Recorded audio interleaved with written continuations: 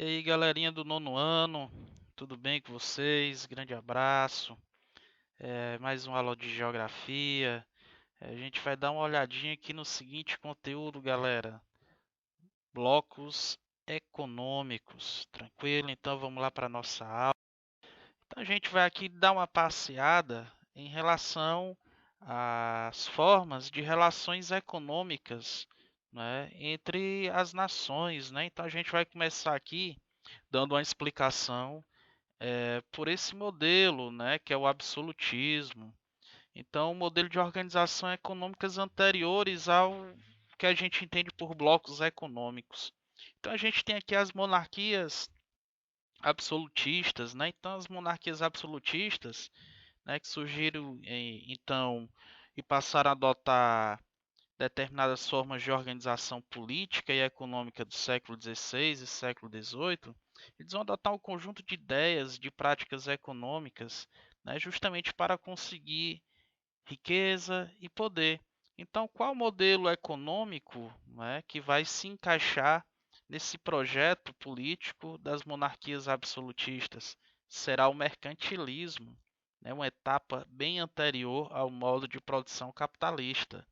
Então, as atividades comerciais aqui mercantis, elas tinham grande importância dentro desse sistema econômico, daí o nome mercantilismo, né? Então, esse tipo de modelo também ele se adequou bastante à forma dos países europeus, né? Os países colonizadores, diante das suas posturas diante das colônias, né? As suas posturas em relação às colônias.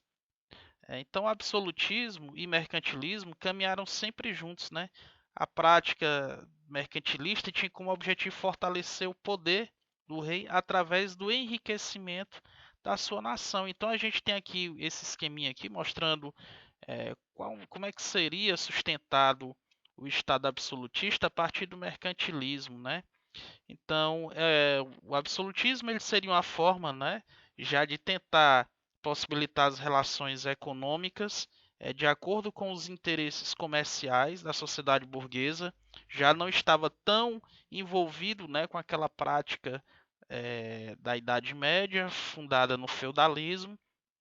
Então, e ao mesmo tempo isso seria uma forma de sustentar a nobreza, né, se apoia nos negócios da burguesia, como forma de sustentar a nobreza que estava aí arrodeando a corte, né, desses grandes absolutistas aí.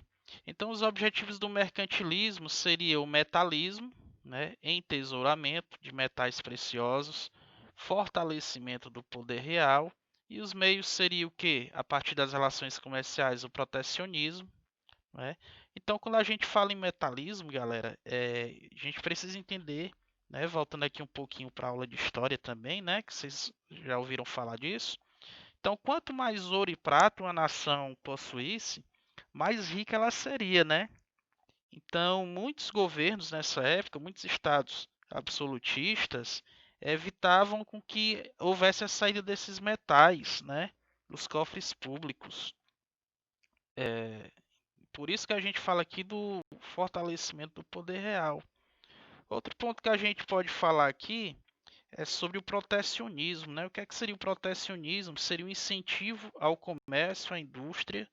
Ao mesmo tempo, isso possibilitou com que surgisse a marinha mercante, né, dessas nações, né, europeias.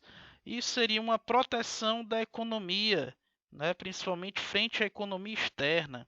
Né? Recomendava-se aqui no caso o aumento de impostos sobre produtos estrangeiros. Qual era o objetivo disso? Né?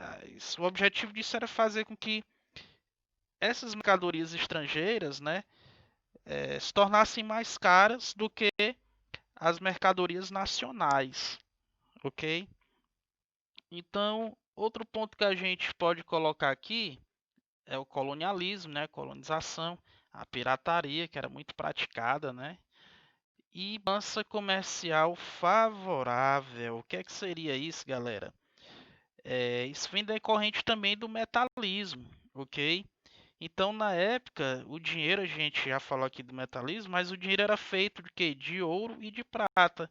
Então, para ter esses metais em um país, era necessário com que essas nações, né, por meio também do protecionismo comercial, elas exportassem muito, exportassem o máximo e importassem o mínimo, né? O objetivo era obter o saldo positivo, né, dessa balança comercial, era fazer com que ela fosse fora. No decorrer das mudanças que vão ocorrendo, em meio também às revoluções industriais do século XVII,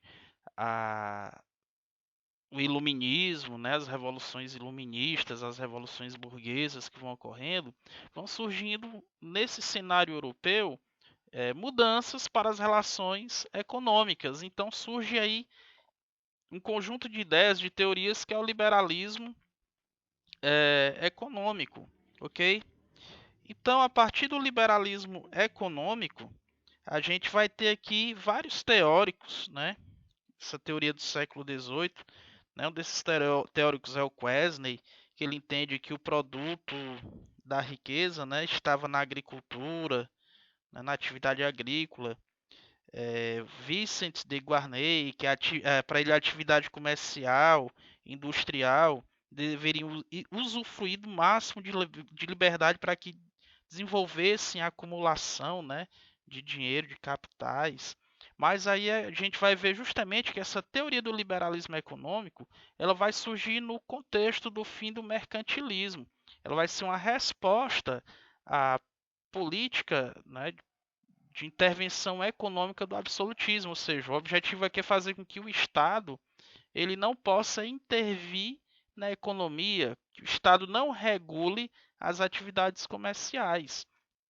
Então, essa é uma ideologia baseada na organização da economia em linhas individualistas, né, rejeitando o intervencionismo estatal. O que é que isso vai significar? Significa que o maior número possível de decisões econômicas são tomadas pelas empresas e indivíduos, e não pelo Estado, ou por organizações coletivas. A gente pode entender isso nos nossos dias atuais, seria sindicatos, né? No caso, se fosse hoje em dia. Então, o principal teórico dessa ideia, né, vai ser o Adam Smith, né, o Smith, né, como chama aí, que fala bem inglês.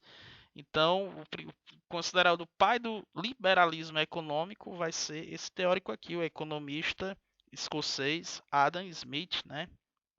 Então, para ele, a acumulação de riqueza era concebida da atividade comercial. Não era, desculpa, não era concebida da atividade comercial e rural, mas através do trabalho livre, sem nenhum agente regulador, sem o Estado regular. Então, a parte da teoria aqui do Adam Smith, né, ele cria a teoria da chamada mão invisível do mercado. Então, ele acreditava, né, que uma mão invisível operava a favor da ordem natural do mercado.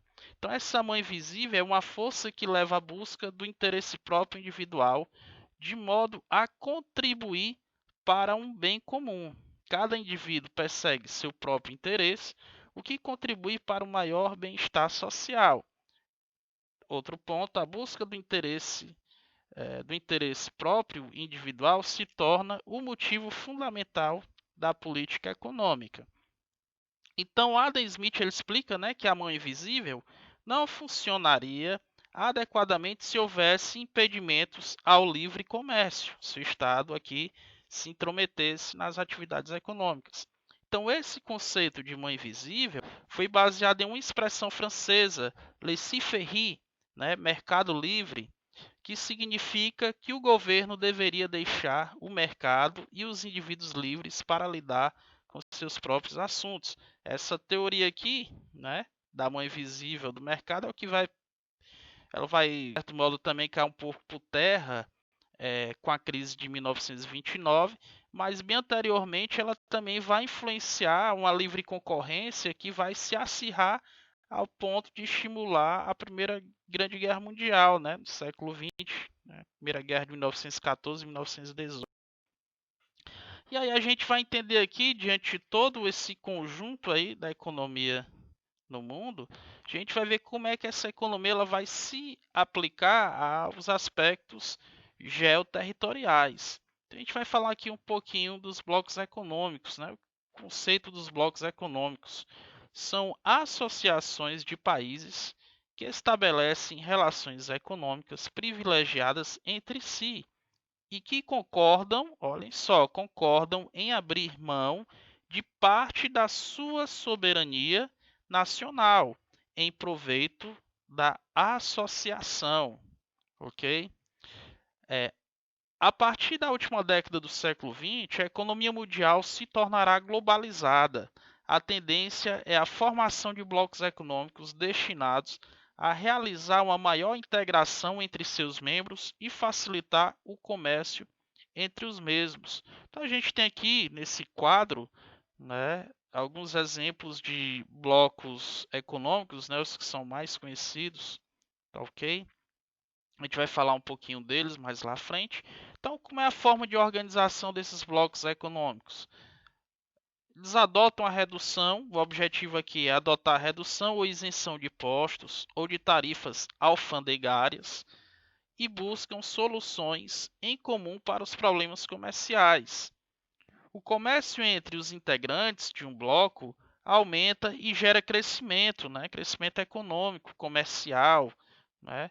Pactos, parcerias, e também pode deixar, e se algum país, por exemplo, dentro dessa nova ordem, né, que vai possibilitar com que haja o entrosamento regional, né, de países dentro de um continente, boa parte de alguns países que não se encaixam dentro dessas associações, como blocos econômicos, podem, de certo modo, também cair no isolamento comercial, né, caso não procure adotar esse mecanismo de parceria. Tranquilo? Em boa parte, os blocos eles são formados por países vizinhos, né, que possuem afinidades culturais ou comerciais. Vou falar aqui, né, do período pós-Guerra Fria, tá bem? Então, durante a Guerra Fria, o mundo, né, vocês já sabem disso, né, o mundo ele estava dividido em dois grandes blocos econômicos, né? Seria um período marcado pela bipolaridade política do mundo, né? Então, esses dois blocos econômicos, ideológicos e políticos se organizavam da seguinte forma: de um lado estava o bloco capitalista, né, chefiado pelos Estados Unidos, e do outro o bloco socialista, né, liderado pela União Soviética, União das Repúblicas Socialistas Soviéticas. Então, com a queda do Muro de Berlim em 89 e o fim do socialismo na década de 90, o mundo ele vai ter um outro ordenamento, né? Ou seja, essa ordem bipolar que organizava o período da Guerra Fria, ela se quebra, né? Então, o mundo ele vai ter um outro redesenho também. Então, é necessário também se planejar diante de uma nova situação econômica diante do mundo, principalmente para os países que pertenciam ao mundo socialista, né, que não tinham uma economia de mercado, uma economia dentro dos moldes capitalistas. Então, com o fim da Guerra Fria, com o fim da ordem bipolar, apenas um bloco, certo, que era um bloco liderado pelos Estados Unidos, ele vai sobreviver e passa a ser a norma no restante do mundo. E aí isso a gente chama de ordem monopolar. Então os Estados Unidos era o bloco capitalista, e com o fim do socialismo fica o que? O bloco capitalista. É o bloco que sobrevive, né, no pós-Guerra Fria. E os Estados Unidos passa a exercer uma certa hegemonia, passa a exercer, né, um poder de referência também sob o aspecto econômico, sobretudo militar também. Então, no aspecto econômico, apesar dos Estados Unidos continuarem a exercer o seu poder, né, a sua hegemonia em muitas áreas, nas últimas décadas, né, o que é que nós podemos observar a partir das últimas décadas? Que surgiram os blocos econômicos, como uma forma também de se ajustarem e se enquadrarem dentro do sistema capitalista. Então, esses blocos econômicos regionais surgiram como associações de países, na sua maioria esses países eram vizinhos, e que passaram a manter relações econômicas privilegiadas entre si. Ok, galera, então a gente vai falar aqui sobre os primeiros blocos econômicos. Então, esses primeiros blocos econômicos, eles vão surgir dentro do continente europeu. Dentre eles, a gente vai ter aqui o Benelux, né, que surgiu na década de 40, né, em 1944. Então, o Benelux ele foi um acordo, né, de cooperação intergovernamental firmado entre Bélgica, Países Baixos, Luxemburgo, né, Bélgica, Holanda, né, a gente está falando aqui dos Países Baixos, Luxemburgo, certo? Então essa sigla Benelux é a junção das primeiras letras dos nomes de cada um desses países. Qual é o objetivo desses grupos, né, ou desse grupo? Facilitar o aumento, né, do comércio de mercadorias entre os seus membros, reduzir impostos e taxas de comércio exterior. O objetivo aqui era diminuir ao máximo, de forma progressiva, diminuir a burocracia dentro dessas relações econômicas entre esses polos aqui de negociação, né, que faziam parte do Benelux, diminuir os encargos burocráticos, né, para que não travassem as relações comerciais e a circulação de serviços e de mercadorias. Os idiomas oficiais aqui utilizados por esse grupo, né, que é o Benelux, são basicamente o holandês, né, o francês, e o alemão. Esse grupo era composto por 49 membros, dividido entre 21 integrantes, né? Belgas, se tinha 21 integrantes belgas, neerlandeses, né? Também 7 luxemburgueses. As decisões desse grupo, né, deveriam ser aprovadas de forma unânime, né? Teria que haver sempre um consenso dentro desse grupo para que houvessem as decisões comerciais e, sobretudo, também as negociações. Outro grupo que a gente vai observar aqui também dentro do continente europeu é o SECA, Comunidade Europeia do Carvão e do Aço. Esse grupo ele vai ser criado aqui em 1956. Ele era formado inicialmente, né, pela Bélgica, certo? A Alemanha Ocidental, Holanda, Itália, Luxemburgo e França. Então, esse grupo, não é, ele é um dos precursores, né, o que vai dar início, por exemplo, ao que nós conhecemos hoje por União Europeia. Né? Então, esse grupo é considerado o embrião da União Europeia. Tranquilo? Então, vamos avançar aqui. A gente vai falar aqui da União Europeia, ok? Então, em 1992, a gente vai ter aqui, na cidade de Maastricht, né, o chamado Tratado de Maastricht, né, na Holanda. Aqui a gente vai ter os países que eram da Comunidade Econômica Europeia, eles se reuniram e assinaram o chamado Tratado de Maastricht. Então, esse tratado, né, ele entrou em vigor apenas em 1993, propôs uma integração e cooperação econômica, buscando harmonizar os preços e as taxas de importação entre esses países europeus.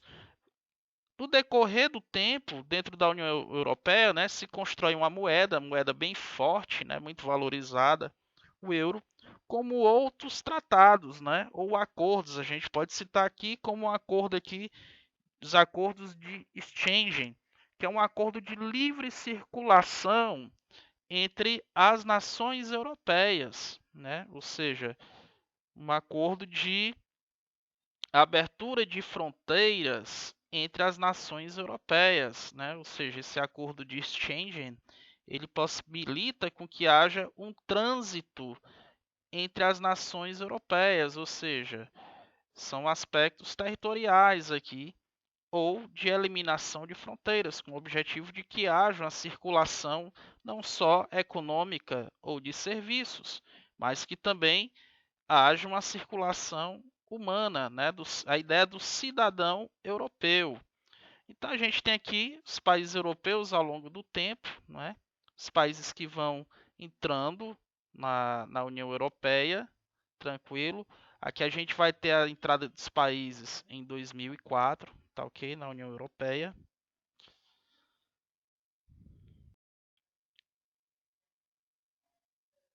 Em relação à União Europeia, a gente vai ter uma cisão, a gente vai ter ali um conflito interno dentro da União Europeia, que é bem recente, né, para a gente, mas que já vem de um certo tempo também. Da década de 70 já havia tido um plebiscito em relação à Inglaterra, ao Reino Unido, em relação à sua permanência dentro da União Europeia. Então a gente tem aqui o Brexit, né? Então, Brexit é uma palavra originada da língua inglesa, né, que é resultante da junção das palavras British, britânico, e exit, saída. Então a gente vai ter aqui a saída do Reino Unido da União Europeia. Ela foi um objetivo político, né, perseguido por vários indivíduos, grupos de interesse e partidos políticos. Desde 1973, quando o Reino Unido ingressou na Comunidade Econômica Europeia, e ao mesmo tempo foi precursora, né? A Comunidade Econômica Europeia foi precursora, né? O embrião aqui da União Europeia. Então, desde 1973, o Reino Unido ingressou e em 1975 houve esse plebiscito para saber se a Inglaterra continuava ou não, mas houve um consenso da população por meio de um plebiscito, por meio dessa consulta, de que houvesse a permanência da Inglaterra. Então, a saída da União Europeia é um direito, né, que todos os Estados-membros, segundo o Tratado da União Europeia, que está aqui dentro do seu artigo 50, vai dizer que qualquer Estado-membro pode decidir em conformidade com as respectivas normas constitucionais, né? Pode retirar-se da União Europeia. Então a gente tem aqui um cenário, não é, do Reino Unido, da Inglaterra, a partir desses dados, né, do plebiscito, no qual a Inglaterra saiu agora recentemente, né, da União Europeia por meio do Brexit, né, que foi essa consulta. Então a Inglaterra, né, teve aqui o maior número de desejosos, né, que pretendiam sair aqui da União Europeia, país de Gales, já que a gente vai ter a Escócia, a Irlanda e outro bloco econômico que a gente vai falar aqui é onde nós participamos, né? O Brasil faz parte, que é o Mercosul, o Mercado Comum do Sul, né? Que a gente tem aqui, por exemplo, esses países aqui, Argentina, Brasil, Paraguai, Uruguai, Venezuela, que se tornou membro, né, associado. A gente tem os estados aliás, tornou-se um país membro, né? Venezuela, uma grande polêmica aqui em relação à entrada da Venezuela, né, no Mercosul. Estados associados, a gente tem os seguintes aqui. E a gente tem esses dados em relação ao Mercosul. E outro ponto que a gente pode observar em relação ao Mercosul, eu acho que vocês já viram essas plaquinhas aqui em alguns carros, mas seria uma forma simbólica de tentar integrar a partir do aspecto jurídico, né, também esses países, né, por meio da placa do carro. Isso aqui seria um objetivo simbólico de tentar integrar esses países, né, gerar uma sensação de proximidade, uma sensação de eliminação de fronteiras, né? Haja visto que a gente ainda tem muitos embates, principalmente entre Argentina e Brasil em relação ao Mercosul, tranquilo? Outro bloco econômico que vai estar aqui na América do Norte é o NAFTA, né, onde a gente vai ter Estados Unidos, Canadá, México. A gente pode observar aqui a posição de cada um a partir do seu produto interno bruto. A gente pode observar aqui que o México, em relação ao Canadá, que tem uma economia com boa desenvoltura, aos Estados Unidos, que é liderança aqui nesse bloco, o México, né, é um país que se enquadra aqui como país com características de país emergente, né? O país aqui com as condições bem mais afetadas do ponto de vista econômico e também sobre políticas de pressão dos Estados Unidos, né? Então, a partir desse quadro, a gente tem esses dados em relação a cada uma dessas nações aqui da América do Norte que compõem esse bloco econômico que é o NAFTA. A gente tem os seguintes blocos econômicos aqui no mundo, né? A gente já citou o NAFTA, ALAD, Pacto Andino, Mercosul, União Europeia. A gente tem aqui a CEI, né? Por exemplo, para a gente falar um pouquinho aqui da APEC, né? Então a APEC é um bloco econômico com países, né, de 3 continentes, América, Ásia e Oceania, né? Esse bloco aqui ele vai ter uma grande força econômica mundial, né, e vai ter uma certa pujança, né, dos países que compõem, né, os Estados Unidos, Canadá, Japão, China, Rússia, Austrália, dentre outros. A gente vai ter aqui a SADC, né, Comunidade para o Desenvolvimento da África Austral, uma zona de livre comércio. Essa zona ela foi criada em 1992. Esse bloco ele é formado basicamente por 15 países africanos e visa, entre outros objetivos, fortalecer as economias. O objetivo também seria a intenção de diminuir a pobreza da população, melhorar as condições de qualidade de vida, né, de todos os países membros, certo? A gente vai ter aqui a SEI. A SEI ela foi criada em 1991 por algumas repúblicas que formavam a antiga União Soviética. Tem o objetivo de fortalecer também a economia e as relações comerciais entre os países membros. É uma organização política e sem um governo central. Outra outro bloco, uma tentativa de bloco que ele não se firmou, foi a ALCA, né, a Área de Livre Comércio das Américas, né, que foi proposta aqui na década de 90 pelo ex-presidente dos Estados Unidos, George W. Bush, né, que é o Bush filho, e durante a Cúpula das Américas em 2005, né, foi proposta aqui um grande bloco econômico dentro do continente americano com a proposta de eliminar barreiras tarifárias e alfandegárias, né, se tornaria um grande bloco, mas para a gente observar aqui, o continente americano ele tem várias diversidades, tem várias características, por exemplo, América Central, América do Sul também, a gente tem muitas desigualdades regionais. Então, os Estados Unidos ele se colocaria aí como se fosse no NAFTA para o México, ele seria, assim como os Estados Unidos é para o México no NAFTA, havia-se essa possibilidade dos Estados Unidos também exercer uma pressão hegemônica sobre os vários países do continente americano, caso estivessem na ALCA, né, pelo fato de não terem qualidade de vida, um IDH satisfatório, uma economia, né, forte. Então poderia haver aí esse receio, né, havia esse receio de que os Estados Unidos exercessem essa pressão, né, esse poder de liderança dentro do continente americano a partir dessa proposta, né, de livre comércio, ok?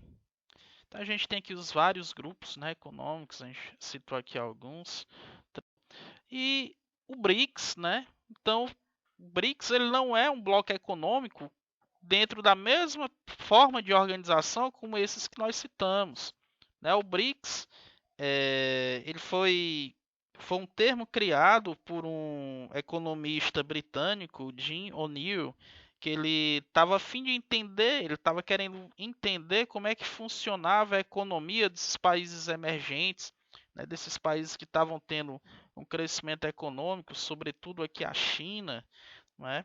Então, os BRICS, esses países, eles não compõem um bloco econômico, eles apenas compartilham de uma situação econômica com índice de desenvolvimento e situações econômicas parecidas, né? Parecidas, porque a gente tem aqui o caso da China, a gente tem aqui o caso da Rússia, né? São bem diferentes aqui da África do Sul, da Índia, né? Do Brasil. Outra coisa que a gente pode observar é que o Brasil e a Rússia, né, dentro dos BRICS, né, são países aqui que têm grandes recursos naturais. A Índia e a China, né, por serem grandes países populosos, né, aqui você tem uma grande oferta também de mão de obra, né, que é a África do Sul, um país que vivenciou anos de uma política de segregação étnico-racial que foi o apartheid, é um país que também está tendo a desenvoltura, mas nosso país aqui dentro dos BRICS, né, dentro da conjuntura política atual, a gente passa aqui por algumas dificuldades, né? A política atual ela tende a não, de certo modo, dialogar a partir das relações econômicas e comerciais com esses países, né? Procura estar se alinhando aos Estados Unidos, né? Ou seja, seria interessante negociar com todos esses setores, né? Outro ponto que a gente pode pensar aqui que os BRICS, né? Há um pensamento em relação aos BRICS que é a sua forma do dinamismo econômico mundial, né? Chamado trilateral. Então, alguns especialistas projetam que o BRICS está tirando dos Estados Unidos e do Japão esse dinamismo na economia mundial, né? Ou seja, que esses países eles estão tendo um certo crescimento e uma forma de organização que quebram, né, o poder, né, e a hegemonia dessa tríade, né, desses três gigantes, né, que são a União Europeia, os Estados Unidos e o Japão. Então a gente tem aqui um exemplo que é o Banco dos BRICS, né, uma instituição financeira que terá aqui os moldes do Banco Mundial e do BID, né? E no caso aqui, esse banco seria uma alternativa a bancos, né, que emprestam dinheiro, né, como o FMI, Fundo Monetário Internacional, seria uma alternativa ao próprio Banco Mundial, instituições financeiras essas, né, que estão aí no centro, né, do capitalismo, que são os Estados Unidos. Então a gente tem aqui uma ideia de que são 50 bilhões de dólares aqui que foram investidos, né, por cada uma dessas nações, mas na verdade já chegou a um ponto de 100 bilhões de dólares. Os objetivos aqui é financiar obras de infraestrutura e desenvolvimento dos países que fazem parte do BRICS, né, também em outros países emergentes como na África.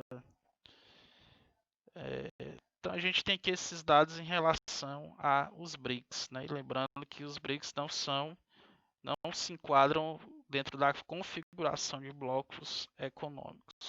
Falou, galerinha. Então aqui a gente fecha a nossa aula, tá certo? Grato pela atenção. Aqui o nosso mascote é Orelha de Caçaco, né? Que é o Med, mas aqui no Ceará a gente vai chamar ele assim. Ele tem essa mensagem, né? Fique em casa, pivete.